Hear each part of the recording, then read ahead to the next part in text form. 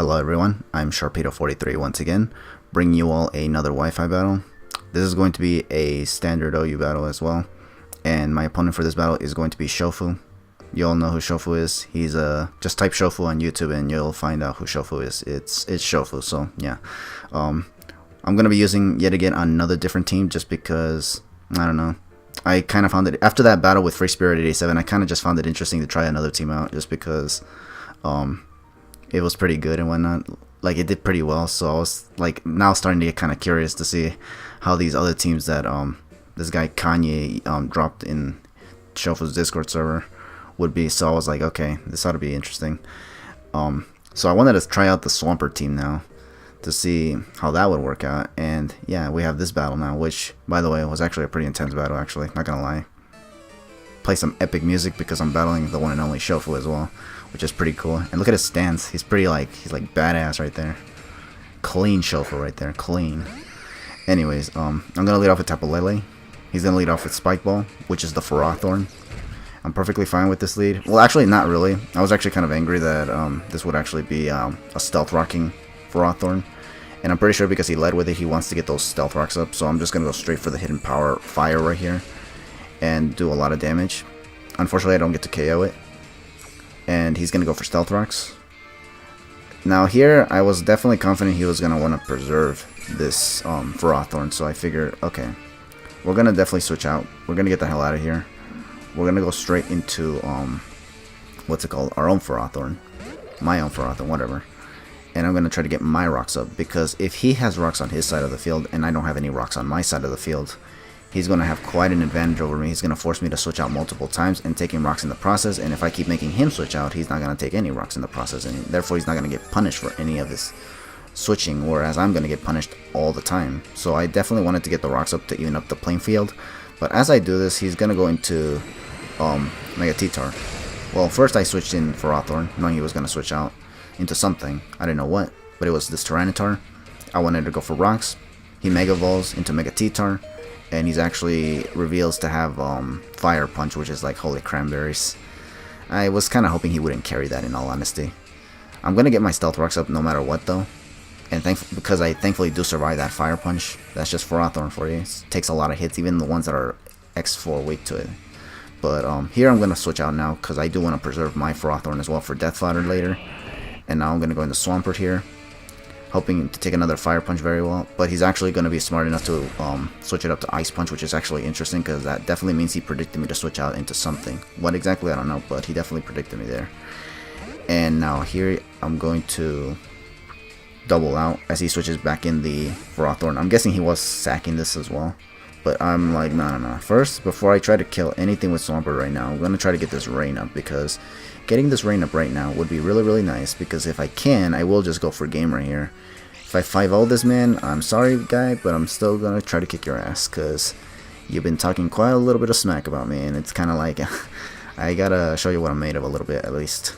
So yeah, he's going to switch out now that I sent in Pelipper. Go back into T-Tar to get rid of the rain. I didn't necessarily predict this. I just went for U-turn because I kind of had a feeling he would try to switch out. I didn't think Tyranitar though. I don't know what I was anticipating, but I did go for U-turn here, and I just now get a switch advantage, which is excellent for me.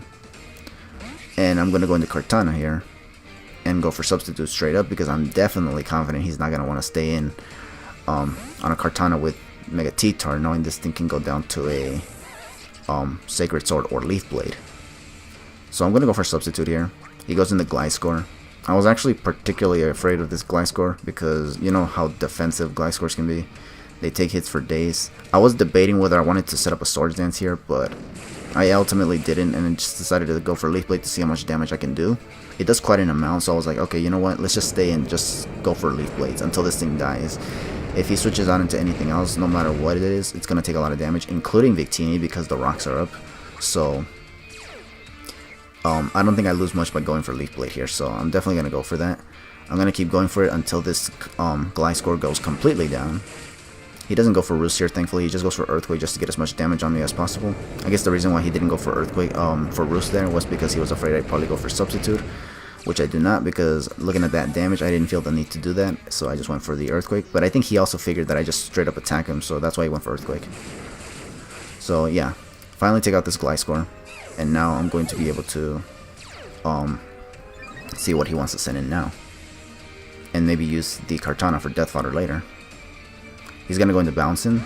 Now here's where I decide to use my first Death Fodder here, and that is going to be Ferrothorn, because Ferrothorn can't outspeed anything on this team, can't get reliable recovery on anything, because it won't be able to outspeed anything, and it's already weakened as it is, even more so because of the Stealth Rock, so it's literally useless at this point.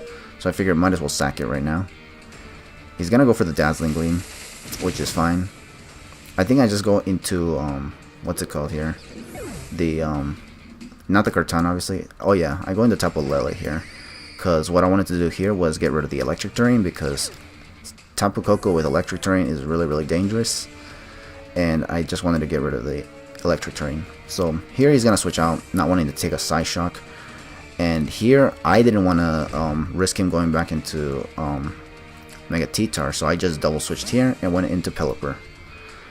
And now here I'm going to go for the Roost, because I'm taking out a lot of damage from the Stealth Rocks that he got up, which by the way, I do not want to defog them. I do have defog on this Pelipper, but I did not want to go for that, because if I defog the rocks, he will no longer be punished on his switch-ins, and I do want some Stealth Rocks damage on that Victini that he's keeping in the back of his team right now, so definitely not getting rid of those rocks right now. I'm just going to go for the Roost to get as much HP as I can in return, and he's going to stay in, go for Leech Seed. Thankfully he did not switch back into T-Tar to try to get the sand up, predict me to stay in, go for Stone Edge and whatnot, and then take out my Pelipper, because that would have actually been really, really bad, because then I won't have a Rain Setter, and he can easily just stall out the turns of Rain. So yeah, I decided to just Roost. I'm gonna go for U-turn here now though. He does stay in again. I was hoping I could take a Gyro Ball here with Kartana, because I was going straight into Kartana, and if I do take it, that would be excellent, because then I'll be able to probably Sacred Sword it, and if he switches out, then I'll just I don't know, try to preserve Kartana or something. But yeah, he's gonna go for Leech Seed on my Kartana, so I was like, oh okay, that's actually good.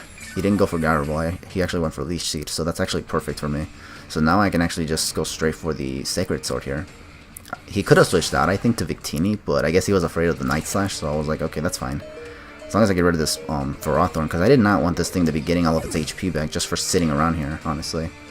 So yeah, I definitely got rid of it, thankfully. And now he's going to go back into Bouncing, which is the Tapu Koko.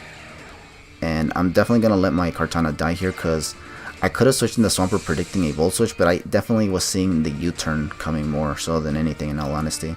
So I definitely did not want to risk that, and I just decided to stay in with Kartana, sack it, and see what he has to send out. And I can send in a matchup according to what he brings.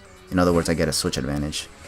So here he's going to go into Birdman, which is the Hawlucha, and then this is when I realized, oh wait, this was probably a bad idea for me to have stayed in, because he gets a Volt Switch, goes into Hawlucha, this thing has an Electric Seed, raises its defense, and now my Tapu Lele, I don't know if I can actually take a hit from this Hawlucha, because I'm confident this Hawlucha is adamant, and without the Psychic Seed, or Electric Seed in this case, I don't know if I can take an Acrobatics now. So here I was hoping I can scare him away with Scarf Lele, but I couldn't.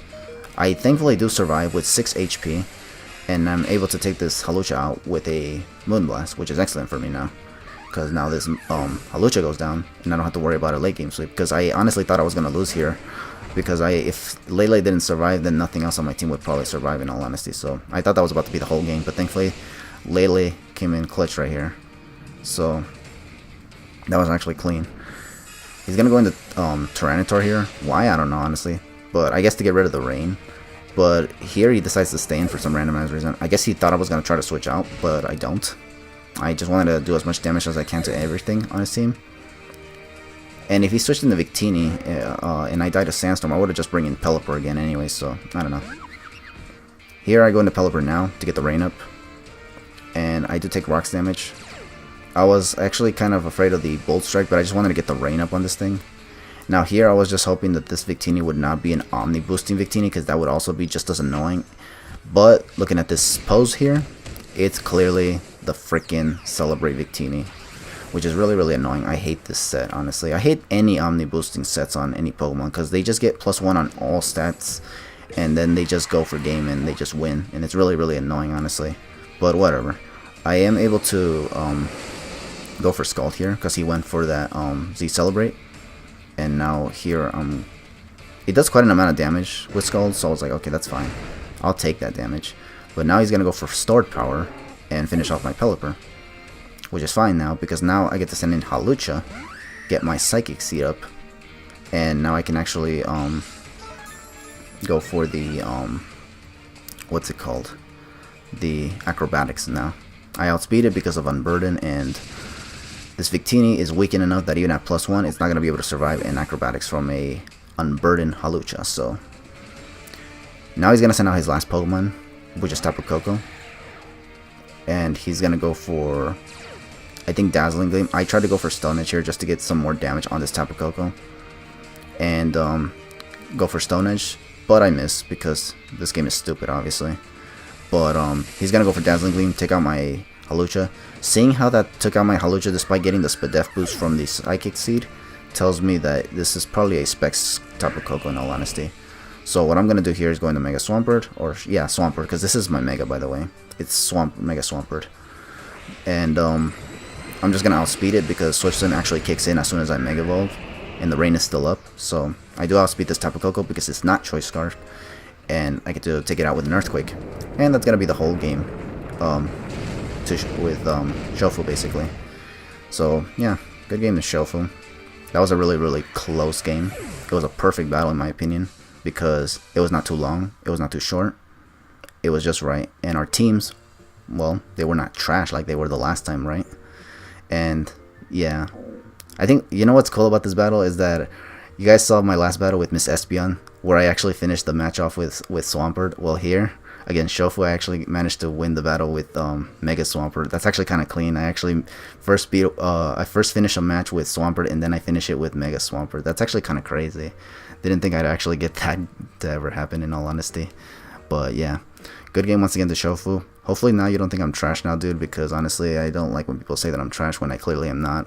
Just because I use a team full of Pokemon that I like to use doesn't mean I'm trash, honestly, or doesn't mean that the team itself is trash. It's just not good, but it's definitely not trash. But yeah, anyways, all that aside, thank you all for watching this battle. Hopefully you all enjoyed it. It was a pretty close battle. It was a pretty cool battle in my opinion. And unfortunately now I have to kiss it goodbye because Nintendo's at it again, dropping more patches for this game. And you know what happens when patches come out? I'm forced to delete battle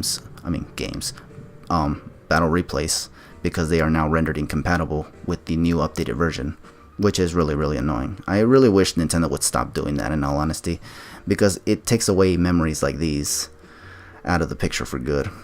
So yeah, I would actually like it if they actually stopped doing that, honestly, or at least if they're gonna start releasing patches, not to be doing it this way where they have to now force us to delete replays, because honestly that really, really sucks. This is a really clean battle and now I have to delete it, which really, really sucks. But anyways, all of my whining aside, once again, thank you all for watching. I apologize that you had to listen to that, honestly. I guess that's none of, well, it's actually everybody's business, but honestly, how many people even give a shit? Not a whole lot of people, I guess. But yeah, once again, thank you all for watching. Feel free to leave your thoughts in the comments below if you guys want to, and I'll catch you guys later. But for now, just take it easy.